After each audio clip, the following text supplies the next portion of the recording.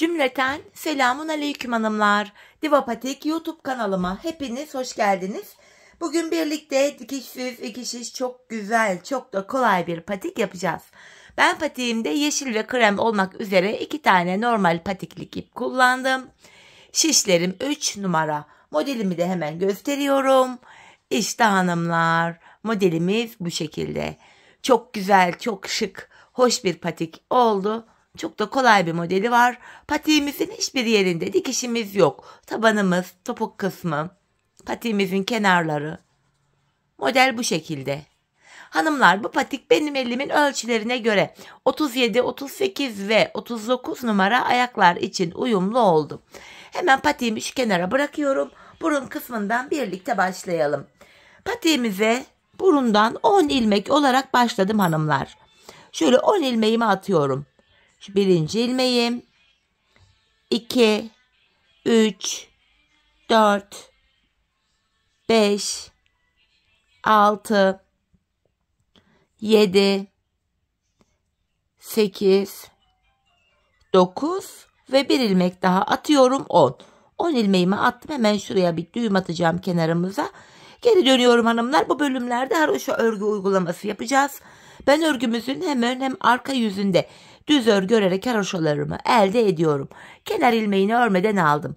Diğer ilmeklerimi sırasıyla düz olarak yani haroşa olarak örüyorum.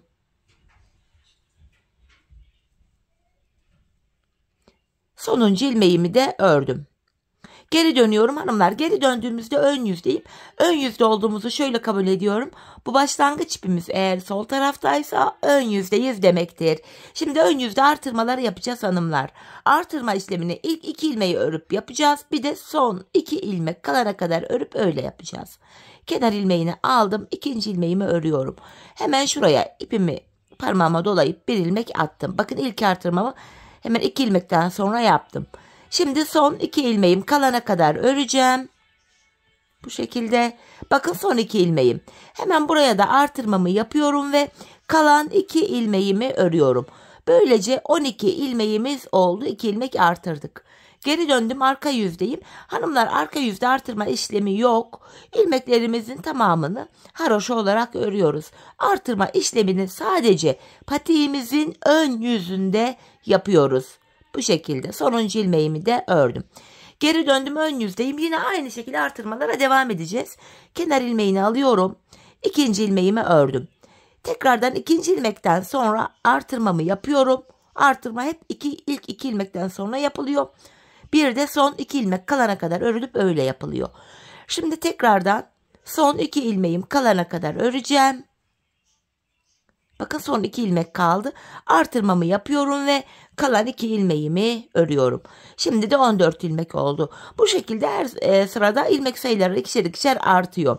Şimdi geri döneceğiz. Arka yüzde ilmekleri ters öreceğiz.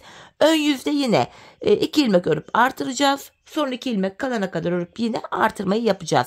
Hanımlar, ben bu modelimde şişimde toplamda 26 ilmeğim olana kadar artırmamı yaptım. Ardından modelimi kurdum. Şimdi hep birlikte 26 ilmeğimiz olana kadar artırmalarımızı yapalım gelelim. Ardından birlikte modele geçelim. Evet hanımlar, 28 ilmeğim olana kadar artırmalarımı yaptım geldim. Şimdi tekrar ön yüzdeyim. Artık bu desene başlayacağız bu aşamada. Bu desenimiz hanımlar 3 ilmekten oluşuyor. Model aralarında da birer tane ters ilmeğimiz var. Kenar ilmeğimi aldım. Hemen ardından yanına bir ilmek ters örüyorum. Kenar ilmeğinden sonra bir ters ördüm. Devamında 3 ilmek düz, 1 ilmek ters. 3 ilmek düz, araya bir ters. 3 ilmek düz, 1 ilmek ters. 3 ilmek düz örüyorum. Bir tane ters. Bu şekilde ön yüzde modelimizin tabanını oluşturuyoruz. 3 düz ördüm, bir ters. Yeniden 3 ilmek düz örüyorum ve kalan son kenar ilmeğimi de yine düz ördüm. Geri dönüyorum hanımlar. Şimdi de arka yüzdeyim. İkinci sıradayız. Bu sıramızda kenar ilmeğini örmeden aldım. İlmekleri gördüğümüz gibi öreceğiz. Bakın ön yüzde düz olarak ördüğümüz bu 3 ilmek arka yüzde ters örüyorum. Kenar ilmeğinden sonra 3 ilmek ters ördüm. Ön yüzde ters ördüğüm bir ilmek arka yüze düz denk geliyor, düz ördüm. 3 ilmek ters, 1 ilmek düz. İlmeklerimizi gördüğümüz gibi örüyoruz burada. 3 ilmek ters, 1 düz. Sıra sonuna kadar bu şekilde ilmeklerimi örüyorum. 3 ilmek ters, 1 ilmek düz. Tekrardan 3 ilmek ters, 1 ilmek düz ve son kenar ilmeğim kaldı. Bunu da ters olarak ördüm. Tekrar ön yüzdeyiz hanımlar. Ön yüzde ve arka yüzde 2 sıra ilmeklerimizi ördük. Yine aynı işleme devam edeceğiz. Tekrar kenar ilmeğini örmeden aldım. Bir tersimi ters ördüm. İlmeklerimizi sıra sonuna kadar 3 düz, 1 ters olacak şekilde örüyoruz hanımlar. 3 düz, 1 ters. Sıra sonuna kadar tamamlayalım gelelim hanımlar. İlmeklerimi ördüm hanımlar. Tekrar geri dönüyorum. Arka yüzdeyim. Arka yüzde de yine gördüğümüz gibi ilmekleri öreceğiz. Kenar ilmeğinden sonra 3 ters, 1 düz. 3 ters, 1 düz. Bu şekilde sıra sonuna kadar yine örüp gelelim. Sıra sonuna kadar geldim hanımlar. Bu aşamada artık ön yüzde renk geçişi yapacağım için bakın şöyle krem ipimi aradan çıkarıp kendime doğru aldım. Sonuncu ilmeğimi örmeden alıyorum. Şimdi ön yüzde renk geçişi yapacağız. Modele başlayacağız hanımlar. İlk başta yaptığımız bu 4 sıralık işlem modelimizin tabanıydı. 4 sıradan oluşan modelimizin birinci sırasını yapacağız şimdi. Kenar ilmeğini örüyorum bu defa renk geçişi olduğu için. Hemen bu kenar ilmeğimin ucunu şöyle kremime düğümleyeceğim. Patiğimiz sökülmesin diye. Şuraya yeşil ipimi düğümledim. Ardından hanımlar yanında bir tane ters ilmeğim var. Ters ilmeğimi ters örüyorum hanımlar. Şimdi 3 ilmek düz. Buraya 3 ilmek üzerine işlemi yapacağız. Ortadaki ilmeğimin 1, 2, 3 ilmek altına girerek buradan şöyle uzunca bir ilmek çıkarttım. Ortadaki 3 ilmeğimi düz örüyorum. Ardından yine alta aynı yere girerek bir ilmek de buradan çıkarıyorum. Aradaki bir tersimizi ters örüyoruz. Şimdi ikinci modeli yapacağım. 3 düz ilmek var. Ortadaki ilmeğimin 1, 2, 3 ilmek altına girip ilmek çıkarttım. Ortaya 3 ilmek düz örüyorum. Ve tekrar aynı yere girip buradan da bir ilmek çıkarttım. İkinci modeli de yaptık. Aradaki ters ilmeğimizi ters örüyoruz hanımlar. Üçüncü modeldeyim. Burada 3 tane düz ilmeğim var. Ortadaki ilmeğimin 3 ilmek altına inerek ilmek çıkarttım. 3 ilmek düz örüyorum. Tekrar aynı yere girerek bir tane daha ilmek çıkarttım. Arada bir ilmek tersim var. Diğer modelimi yapacağım. Bu 3 düz ilmeğim ortadaki ilmeğin 3 ilmek altına girerek ilmek çıkarttım. Araya 3 ilmek düz örüyorum. Tekrar aynı yere girerek bir ilmek daha çıkarttım. Arada bir tane tersim var. Diğer modeli yapacağım. Ortadaki ilmeğimin 3 ilmek altına girerek ilmek çıkarttım. Buraya 3 ilmek düz örüyorum. Tekrar aynı yere girerek bir ilmek çıkarttım ve yanına bir ilmek ters örüyorum. Sonuncu modelimi yapacağım. Öndeki 3 ilmeğim var.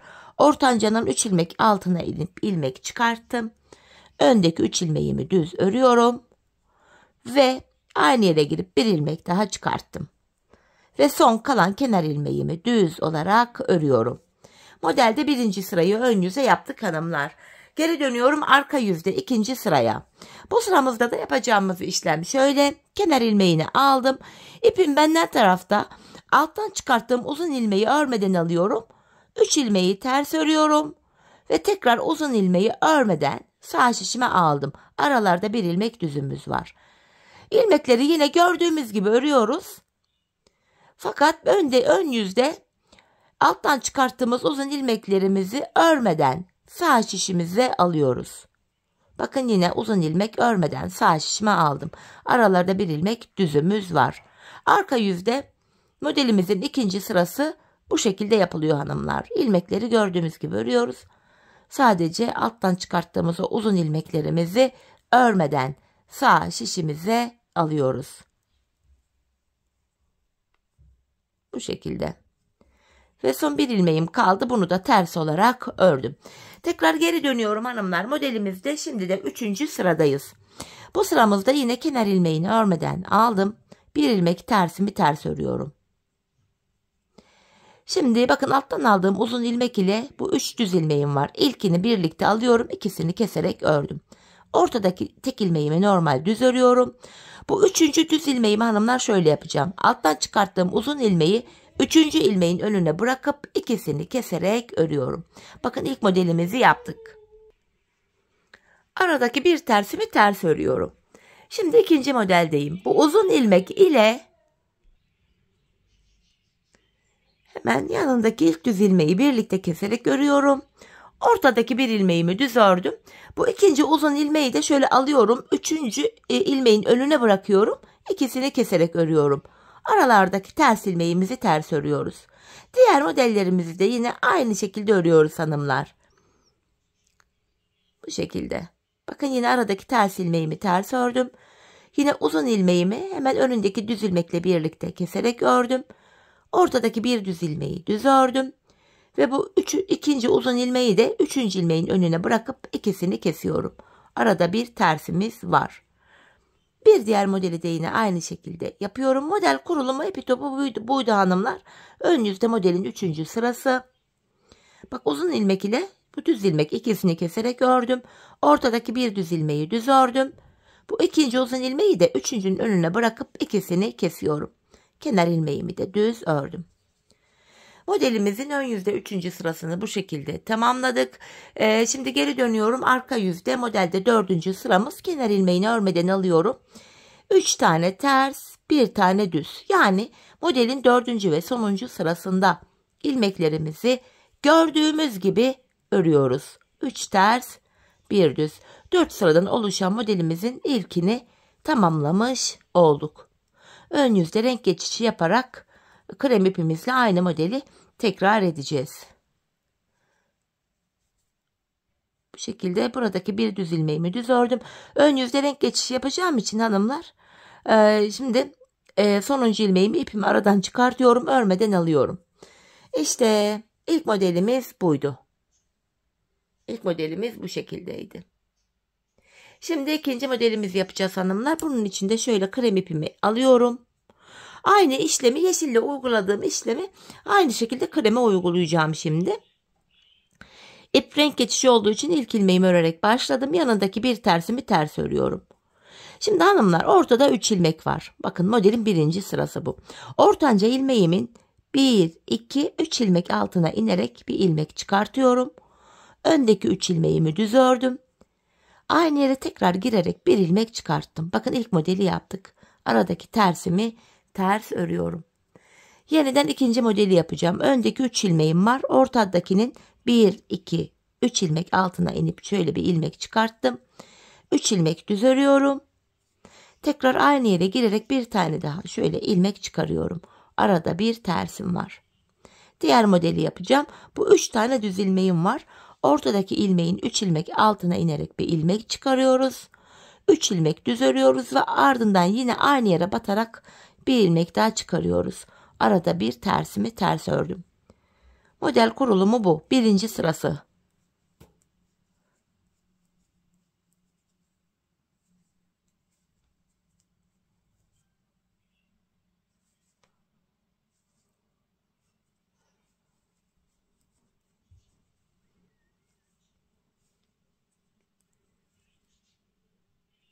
Sonuncu modelimi de yapıyorum.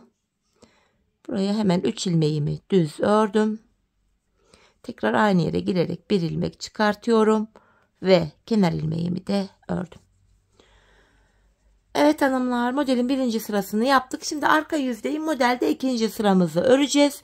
Kenar ilmeğini örmeden alıyorum. Yine alttan çıkarttığımız uzun ilmekleri örmeden alıyoruz.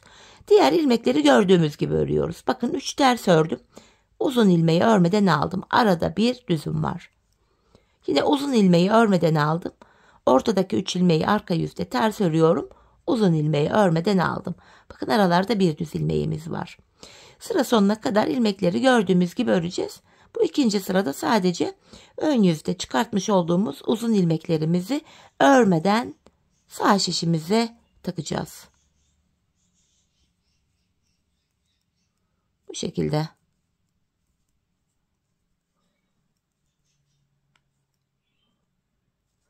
Son bir ilmeğimi düz ördüm. Kenar ilmeğimi de ters olarak ördüm. İkinci sırayı tamamladık. Geldik modelde 3. sıramıza. Modelimiz şekillenecek şimdi. Kenar ilmeğini aldıktan sonra bir tersimi ördüm. Bu uzun ilmek ile önündeki kremi ikisini keserek örüyorum. Ortaya bir ilmek düz ördüm. Bu ikinci uzun ilmeği de şu 3. ilmeğin önüne bırakıp ikisini kestim. Arada bir tersim var. Uzun ilmek ile öndeki ilmeğim ikisini kestim. Ortadaki bir ilmeği düz ördüm. Bu diğer ilmeği de ikisini birlikte örüyorum. Arada bir tersim var. Modelimizi bu şekilde yapıyoruz. Birinci sırada alttan çıkarttığımız ilmeklerimizi bu 3. sırada topluyoruz bu şekilde. Aradaki terslerimiz ters örülüyor. Yine uzun ilmeği bakın 3.'nün önüne bırakıp ikisini kestim. Araya bir ters ördüm. Sıra sonuna kadar modelimizi bu şekilde kuruyoruz hanımlar. Modelin 3. sırası. Uzun ilmek ile ilk ilmeği birlikte kestim. Ortadaki bir ilmeği düz örüyorum ve bu ikinci uzun ilmeği de 3.'nün önüne şöyle bırakıp ikisini kesiyorum. Sonuncu ilmeğimi düz ördüm. Şimdi geri dönüyorum. Modelde 4. ve sonuncu sıramız. Kenar ilmeğimi örmeden aldım. İlmekleri gördüğüm gibi örüyorum. 3 ters, 1 düz. 3 ilmek ters, 1 ilmek düz. 3 ilmek ters, 1 düz. 3 ters, 1 düz. 3 ters, 1 düz. 3 ters, 1 düz ve ön yüzde renk geçişi yapacağız hanımlar. Yeşil ile modeli kuracağız. Bu nedenle kenar ilmeğini şöyle aradan çıkarttım ipimi. Örmeden aldım. Gördüğünüz gibi hanımlar 4 sıradan oluşan 2 tane modeli birlikte yaptık. Şimdi renk geçişi yaparak yine aynı modeli yeşil ile yapacağız. Her 4 sırada bir renk değişikliği yaparak model tekrar ediyor.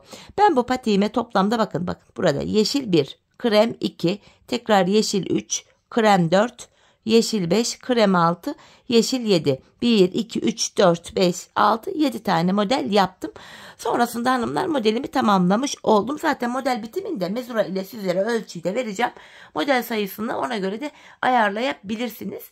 Şimdi buradaki modelimizi hanımlar sizlere tarif ettiğim gibi aynı şekilde örelim gelelim. Ardından birlikte bilek bölümünü yapacağız.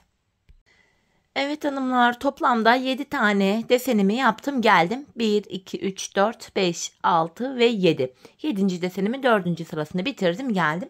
Şimdi mezura ile hanımlar patiğimizin bu ölçüsünü sizlere vereyim. Şöyle burundan başlayarak bakın sıfırlayarak mezuramı ölçüyorum. Patiğimizin boy ölçüsü 11 santim. Şöyle elini de göstereyim. Bakın hanımlar, bu şiş işi patikler esneme özelliğine sahip. Hiç esnetmeden ölçüyorum olduğu gibi. Şöyle ortalama 9 santimde patiğimizin eni. Şimdi patiğimizin bu ön bölümünü bitirdik. Bilek tarafını yapacağız hanımlar. İlmeklerimizi krem ipimiz ile haroşa öreceğiz. İlk ilmeğimi örüyorum. Hemen ikinci ilmeğimi de ördükten sonra yeşil ipimi keseceğim. Şöyle yeşilimin ucunu burada patiğimiz sökülmesin diye kremime düğümlüyorum. Burada krem ipimiz ile haroşa öreceğiz. Hemen hem arka yüzde hanımlar düz örgü örerek haroşalarımı yapıyorum ben. Bakın tam olarak şu bölümü yapıyoruz. Bu şekilde ilmeklerimizin tamamını sıra sonuna kadar düz olarak örüp gelelim. Sıra sonuna kadar ördüm hanımlar. Tekrar geri dönüyorum. Arka yüzdeyim. Arka yüzde de yine kenar ilmeğini örmeden aldım. İlmeklerimi haroşa yani düz olarak öreceğim. Tekrar sıra sonuna kadar yine ilmeklerimizi bu şekilde haroşa örüp gelelim. Evet hanımlar, tekrardan ilmekleri ördüm. Geri dönüyorum. Ön yüzdeyiz. Yine ön yüzde ilmekleri sıra sonuna kadar haroşa öreceğiz. Arka yüzde de kesim yapacağız. Bu şekilde ön yüzde ilmeklerimizin hepsini örelim gelelim. Evet hanımlar, ilmeklerimi ördüm. Tekrar geri dönüyorum. Arka yüzde artık bilek kesimini yapacağız. Öncelikle kenar ilmeğini aldım. Kenar ilmeği ile birlikte toplam 9 ilmeğimi yine haroşa örüyorum. Bakın 5 oldu. 6, 7, 8, 9. Şimdi bilek için ortada 8 ilmek keseceğiz. İkişer ikişer toplayarak kesiyorum. Şu birinci kesimim. 2, 3, 4, 5, 6, 7, 8. 8 ilmek kestim. 9 ilmek ördüm arka yüzde. Aradaki 8 ilmeği kestim. Bakın şurada da 3, 6, 9 ilmek kaldı. Bu ilk ilmeği alıyorum. Kalan ilmeklerimi haroşa örüyorum. Sağ ve sol kenarımızda böylece 9'ar ilmeğimiz kaldı. Şimdi geri dönüyorum hanımlar. Burada bakın öncelikle biz patiğimizin şu sağ kenarını yapacağız. Önce bu kenarı yapacağız. Şuradaki 9 ilmek sol taraftaki şimdilik bekleyecek. Şimdi burada bakın 1, 2 yeşilden sonra 2 diş haroşamız oldu. Buraya 9 ilmek ile toplamda 5 diş haroşamızı öreceğiz hanımlar. 5 diş haroşa olacak, ardından artırmaları yapacağız. Sonuncu ilmeği de ördüm. Tekrar geri dönüyorum. Yine kenar ilmeğini örmeden aldım. 9 ilmeğimi yine haroşa örüyorum. Bu şekilde. Şimdi geri döndük. Şurada 3 diş haroşa oldu. Şurada toplam 2 diş haroşa daha öreceğiz. 5 olacak. Burayı 5 haroşaya tamamlayalım, gelelim. Evet hanımlar, bakın şurada 5 tane haroşamız oldu. 1, 2, 3, 4, 5. Şimdi bilek kenarından şuradan artırmaları yapacağız. Artırma işlemimiz şöyle oluyor. Kenar ilmeğini örmeden aldım. Kenarda son bir ilmeğim kalana kadar örüyorum. Bakın son bir ilmek kaldı. Artırmam şöyle oluyor. En son ördüğüm ilmeğin şu haroşa kısmına şişimle giriyorum şuraya. Buradan aldığım ilmeği yine ördüm. Sonuncu ilmeğimi de örüyorum. Bir ilmek artırdık. Burada 10 ilmek oldu. Geri dönüyorum. Arka yüzde artırma yapmıyoruz. Kenar ilmeğini örmeden aldım. Arka yüzde ilmeklerin tamamını haroşa örüyoruz. Artırmayı sadece ön yüzde yapıyoruz. Tekrar sonuncu ilmeği ördüm. Geri dönüyorum. Tekrar ön yüzdeyim. Yine son bir ilmek kalana kadar öreceğim.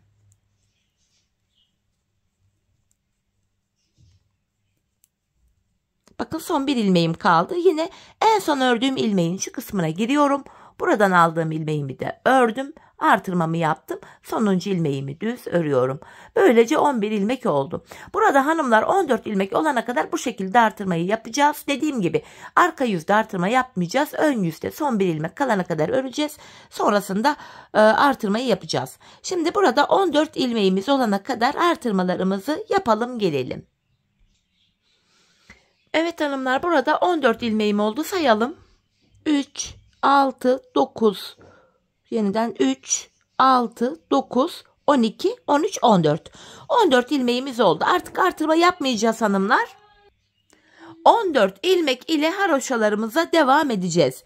14 ilmekle burada haroşa örmeye devam edeceğiz. Ben patiğimin şu kenarına şu yeşil modelden sonra toplam 16 sıra haroşa ördüm. Burada şu anda 1, 2, 3, 4, 5, 6, 7, 8, 9 diş haroşam olmuş. Ben 16 diş ördüm. 16 dişi örüp geleceğim. Sonra sizlere mezura ile ölçüyü vereceğim. Ona göre haroşa sayınızı kendiniz belirleyebilirsiniz. Büyük ya da küçük yapmak istiyorsanız ona göre ayarlayabilirsiniz. Şimdi sağ kenarımızı hanımlar tamamlayıp geliyorum. Evet hanımlar, patiğimizin bu kenarında 16 sıra haroşa olana kadar ördüm. 16. haroşam olduktan sonra ön yüzde yine ilmekleri ördüm. Çünkü burada arka yüzde kesimi yapacağım. Şimdi sizlere bir boy olarak da ölçüyü vereyim. Mezura ile ona göre ölçünüzü ayarlayın. Ölçü önemli bu açıdan. Şöyle bakın, buruna sıfırladım, mezuramı ölçüyorum.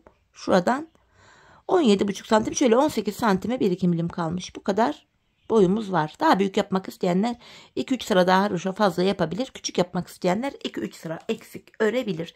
Şimdi geri dönüyorum hanımlar. Arka yüzde artık buradaki ilmekleri bitiriyorum. Çünkü sağ kenarımızı tamamladık. İlmeklerimi ikişer ikişer toplayarak gevşek bir şekilde kesiyorum hanımlar. Böyle gevşek kesmek önemli burada. Şu kesim yerlerinden V şeklinde patiğimizin arka bölümünü yaparken yine ilmekler çıkaracağız. İlmek çıkarırken rahatlık olsun diye böyle esnek, gevşek bir kesim yapmamızda fayda var. İlmeklerimin tamamını bu şekilde kesiyorum. Son bir ilmeğim kaldı, onu da kestim. Kenarımız şöyle sıkı sağlam olsun diye şuraya da 2 zincir atıyorum ve ipimi kesiyorum. Patiğimizin sağ kenarını tamamladık hanımlar. Ön yüzde burada sol kenarımızı yapacağız. Sağ kenar nasıl yapıldıysa sol kenar da aynı şekilde yapılıyor. Şöyle ön yüzde buradaki 9 ilmeğimizi öreceğim. Şöyle. İlkini ördüm. İkinciyi de hemen ördükten sonra ipimin ucunu şurada kendine düğümlüyorum. Patiğimiz sökülmesin. Düğüm atmayı unutmayalım. 2 düğüm attım. Şimdi ilmeklerimizi, bu 9 ilmeğimizi yine sıra sonuna kadar haroşa öreceğiz. Buradaki 9 ilmekli hanımlar yine sağ kenarda olduğu gibi toplam 5 diş haroşa yapacağız. Sonra artırmalar olacak. Şurada 9 ilmek ile 5 diş haroşa olana kadar bu bölümü örelim gelelim. Evet hanımlar, bakın burada 5 diş haroşamız oldu. Bilek bölümünden artırma yapmıştık sağ kenarda. Burada da bilek bölümünden artırma yapacağız. Burada artırmaları son bir ilmek kalana kadar örüp öyle yapmıştık. Burada da tek fark şu.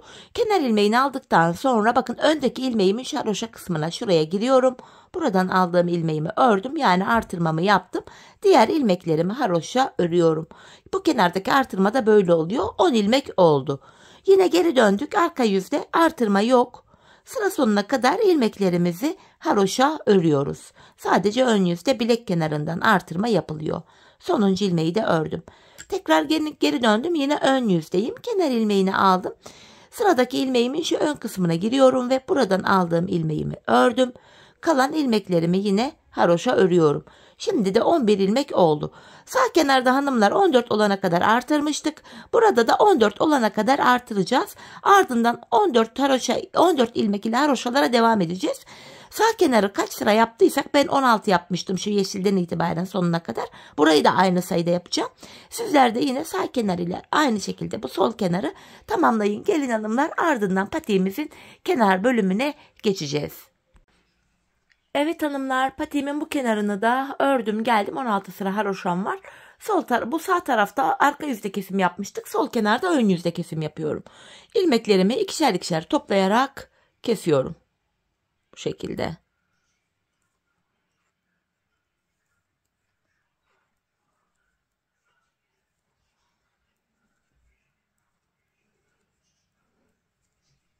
Yine burada da gevşek bir kesim yapalım hanımlar. Topukta ilmekleri rahat çıkartabilmek için.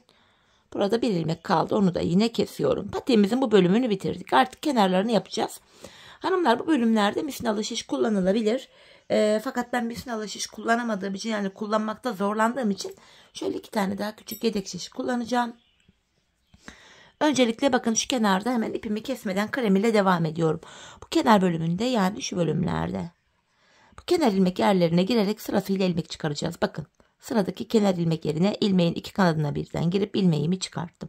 Sırasıyla buralardan bu şekilde ilmekler çıkaracağız hanımlar. Şu anda 6 ilmek oldu. Şu renkli bölümlere gelince bakın burada 2 yeşil 2 krem, 2 yeşil 2 krem. Buralardan da yine gördüğünüz üzere ikişer ilmek çıkaracaksınız. Ben şu burun kısmına kadar, yani 10 ilmek olarak başlamıştık. Buraya kadar 41 ilmek çıkarttım.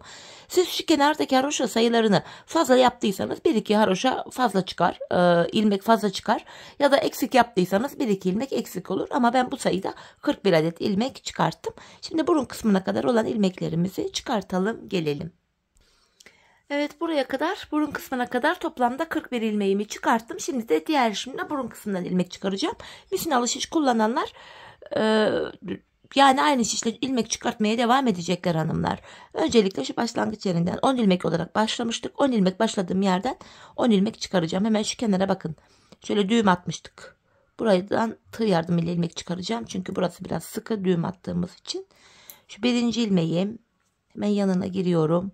Şu ikinci ilmeğim. Başlangıç yerlerine yine ilmeğin 2 kanadına birden girerek ilmekleri çıkarıyoruz. Şöyle başlangıçta olan ipimizin ucunu da bakın şöyle ipin üzerinden atlatarak götürüyorum. Böylece arada gizlenmiş oluyor. Bu şekilde bakın ipimi gizleyerek götürüyorum. Buradan da 10 ilmek çıkaracağız dediğim gibi. Sırasıyla ilmeğin 2 kanadına birden girerek buradan ilmek çıkarıyorum. Şöyle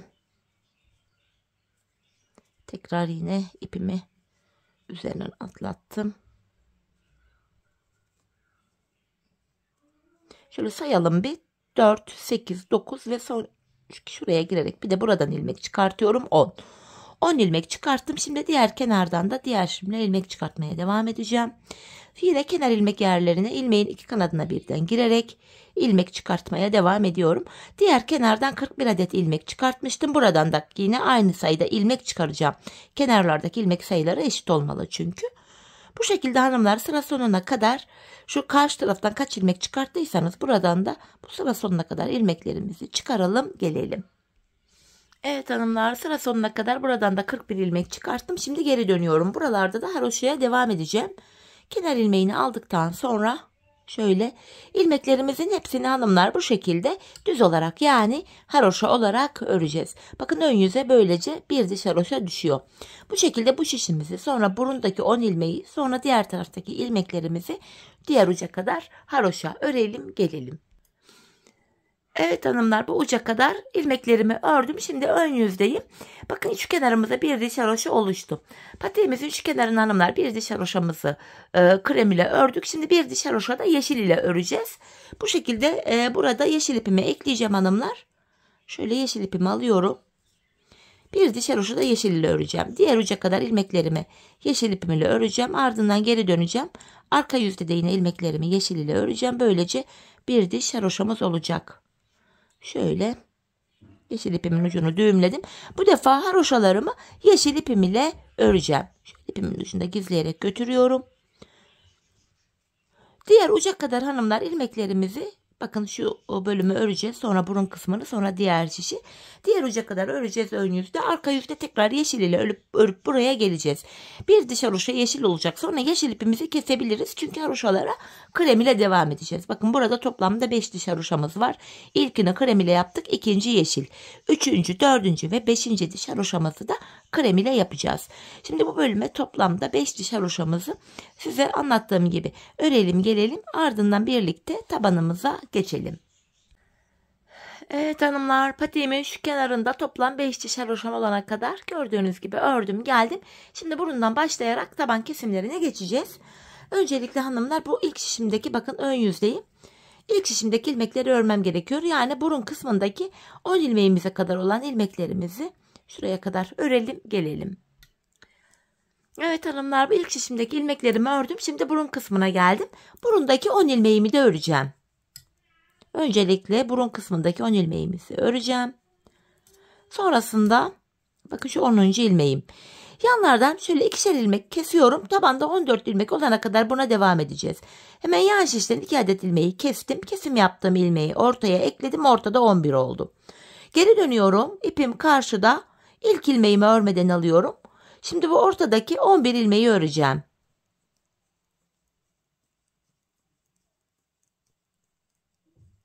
Şu 11. ilmeğim. Şimdi de şu kenardan 2 adet ilmeği keserek örüyorum. Bunu da ortaya ekledim. Ortada 12 ilmek oldu. Tekrar geri dönüyorum. Yine ipim karşıda, ilk ilmeğimi örmeden aldım. Şu orta kısımdaki 12 ilmeğimi öreceğim.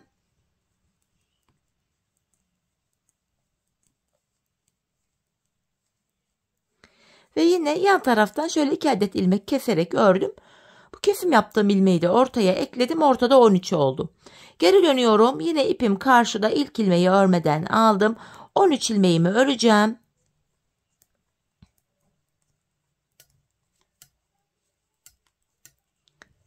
Şu 13. ilmeğim. Ardından yine yan taraftan 2 adet ilmek keserek örüyorum. Bunu da ortaya ekledim. Kesim yaptığım ilmeği.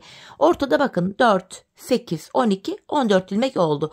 Artık 14 ilmek üzerinden tabanımızı öreceğiz. Yapacağımız işlem şöyle. Burada ipimiz yine karşıda olacak ve ilk ilmeği örmeden alacağız. Tabandaki 13 ilmeği öreceğiz. 14. ilmekte kesimi yapacağız.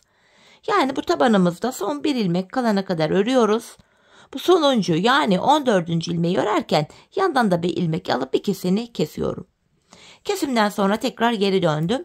İpim karşıda, ilk ilmeğimi örmeden alıyorum. Tekrar tabanımda son bir ilmek kalana kadar öreceğim. Yani 13 ilmeğimi öreceğim. 14. ilmekte kesimimi yapacağım hanımlar. Bu şekilde bakın şu 14. ilmeğim. Yan taraftan da bir ilmek alıp ikisini keserek örüyorum. Taban kesimini bu şekilde yapıyoruz hanımlar. 13 ilmek örüyoruz. 14. de kesimimizi yapıyoruz. 14 ilmek üzerinden tabanımız bu şekilde örülüyor. Yine bakın son bir ilmek kaldı. Bunu örerken yandan da bir ilmek alıp ikisini kesiyorum. Biz bu kesme işlemine sağ ve sol şişimizdeki şu ilmekler bitene kadar devam edeceğiz. Kesim sonunda şişimizde sadece tabanda kullandığımız 14 ilmek kalacak. Şimdi hep birlikte patiğimizin tabanını örelim gelelim. Evet hanımlar, patiğimin taban bölümünü 14 ilmek olarak bu şekilde ördüm geldim. Şişimde sadece 14 ilmeğim kaldı. Şimdi bu 14 ilmek ile arka bölümü öreceğiz hanımlar, bu bölümü. İpim yine karşıda, ilk ilmeğimi örmeden aldım. Şimdi son 2 ilmeğim kalana kadar öreceğim. Yani 14 ilmeğim vardı, 12'sini örüyorum. Burada son 2 ilmeğimi kestim. 13 ilmek kaldı. Bu aşamada bakın şu sıralarda kenar ilmek yerleri var. Şuradaki kenar ilmek yerine girerek ilmek çıkarttım. Tekrar 14 ilmek oldu. Bu şekilde hem arka bölümü örüyoruz hem de arka kenarlara eklenmiş oluyor. İlmek çıkarttım, geri dönüyorum. İpim karşıda, ilk ilmeği örmeden aldım. Yine son 2 ilmeğim kalana kadar örüyorum hanımlar. Bakın son 2 ilmeğim. İkisini keserek ördüm. Yine burada ilmek çıkartırken sağ kenarda geri dönüyorum. Ön yüzde çıkaracağım. Öyle daha çok kolayıma gidiyor. Şimdi de hemen şuradaki kenar ilmek yerine girerek ilmeğimi çıkarttım. Tekrar 14 ilmek oldu. Patiğimizin arkası bu şekilde yapılıyor. Son 2 ilmek kalana kadar öreceğiz. Son 2 ilmeği keseceğiz ve sıradaki kenar ilmek yerinden ilmek çıkaracağız. Yine son 2 ilmeğimi kesiyorum ve sıradaki kenar ilmek yerine girerek ilmek çıkarıyorum. Yeniden geri döndüm. İpim karşıda, ilk ilmeği örmeden aldım. Yine aynı şekilde ilmeklerimi örmeye devam ediyorum.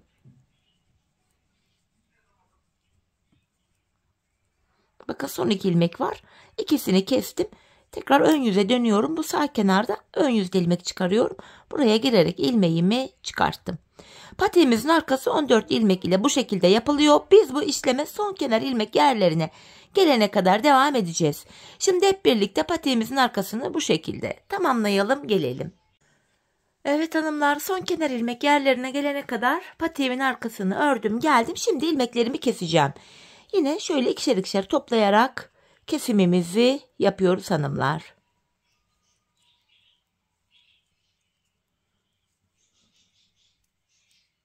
İlmeklerin tamamını keseceğiz. Son bir ilmeğim kaldı, onu da kesiyorum. Bu aşamada hemen şu kenarda tümsek bir görüntü oluşmasın diye şöyle dibine batarak şöyle bir burayı düzledim. Hanımlar, patiğimizin kenarına 2 sıradan oluşan kenar oyası gittim. İlk sırasını krem ipimizle yapacağız. İlk sıramızda yapacağımız işlem şu: gevşek bir şekilde, bakın hanımlar, sıkmadan sık iğne tekniği yapıyoruz. Bakın öndeki kenar ilmek yerine batarak şöyle ilmeğin 2 kanadına birden girerek ilmek çıkarıp tığımızdaki ilmekleri topluyoruz. Yani sık iğne tekniği ile kenar oyamızı yapıyoruz. Gevşek bir şekilde, sıkmadan. Hani sıkarsak patik boğazı dar olur, ayağa zor girer. Gevşek yapmakta fayda var. Bu şekilde kenar oyamızı yapacağız. Patiğimizin çevresini hanımlar şu ön bölümden itibaren şu diğer kenar, ilk başladığımız yere kadar yapacağız. Şimdi kenar oyamızın ilk sırasını tamamlayalım, gelelim. Evet hanımlar, ilk başladığım yere kadar kenar oyamı yaptım, geldim. Şimdi buraya bir tane de zincir çekiyorum ve ipimi kesiyorum. Kenar oyamızın ilk sırasını bitirdik. İpimizin hemen ucunu gizleyeceğim arkaya. Sonra yeşil ipim ile kenar oyamın diğer sırasını yapacağım. Şöyle yeşil ipimi alıyorum elime. Öncelikle yeşil ipimiz ile şöyle bir ilmek oluşturacağım hanımlar. Şöyle bir ilmek oluşturdum. Şimdi kenar oyamızı bitirdiğimiz yerden itibaren hemen şuradan şöyle yeşil ilmeğimi sabitledim buraya. Şimdi de ters sık iğne yöntemi yapacağım hanımlar. Geri geri gideceğim. Bakın bir önceki krem sık iğnenin içine giriyorum. Bakın gerideki. Oradan bir ilmek çıkartıp tığımdaki ilmekleri topluyorum. Bir gerideki sık iğnenin içine batarak ilmek çıkartıyorum. Tığımdaki ilmeklerimi topluyorum. Yani geri geri giderek ters sık iğne tekniği ile kenar oyamızı yapıyoruz. Yine bir gerideki sık iğnenin içine girip ilmek çıkarttım. Tığımdaki ilmeklerimi topluyorum. Bu şekilde yapıyoruz hanımlar kenar oyamızın ikinci sırasını. Yine bu şekilde ilk başladığımız yere kadar hanımlar patiğimizin çevresini dolanalım, gelelim. Evet hanımlar, kenar oyamın ikinci sırasında bu şekilde tamamladım. En son burayı da bir zincir çekip artık yeşil ipimi de kesiyorum. Patiğimizi böylece bitirdik. Hemen yeşil ipimin ucunu da şu arka yeşil ilmek aralarına girerek gizleyeceğim. Hani ayağı giydikten sonra bu ipuçları çıkmasın. Arkada çok çirkin bir görüntü oluşturur. Buna da dikkat edelim. İplerimizi güzelce gizleyelim. Evet hanımlar, bu şekilde patiğimizi bakın tamamladık. Görüntü itibariyle patiğimiz şöyle. Hemen diğer tarafından da göstereyim. Model bu. Bakın haroşa örgü olduğu için çok esnek, ayağı saran bir model. Hemen manken ayağıma da giydireceğim. Birlikte ayaktaki duruşuna da bakalım. Ben çok severek yaptım hanımlar modelimi. Çok da beğenerek yaptım. Umarım sizler de benimle birlikte patiğinizi beğenerek, severek yaparsınız. Yapacak olanlara da şimdiden kolay gelsin diyorum. İşte modelimizin ayaktaki duruşu da bu şekilde, birlikte yaptığımız patiğimiz. Yandan duruşu, önden görünüşü yine. Diğer kenarımız, taban, topuk kısmı. Modelimiz böyle. Evet hanımlar, yine birlikte güzel bir modelin daha sonuna geldik. Umarım sizlere faydalı, hoş bir video olmuştur. Yeni modellerde, yeni videolarda buluşmak dileğiyle. Şimdilik hoşça kalın, sağlıcakla kalın.